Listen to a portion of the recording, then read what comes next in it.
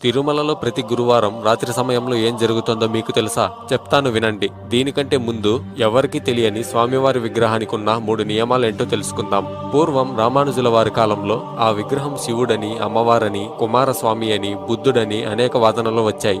అయితే రామానుజుల వారు మన పురాణాలను ఆధారంగా తీసుకుని అది విష్ణుమూర్తి అని నిరూపించారు. అలాగే భవిష్యత్తులో ఇలాంటి అనుమానాలు ఎవరికి రాకుండా ఆ విగ్రహానికి 3 కట్టుదిట్టాలు చేశారు. మొదటి నియమం ఏంటంటే స్వామివారి ముఖంపై పెద్ద నామం పెట్టాలి. అభిషేక సమయంలో తప్పితే దాన్నెప్పుడు సడలించకూడదు.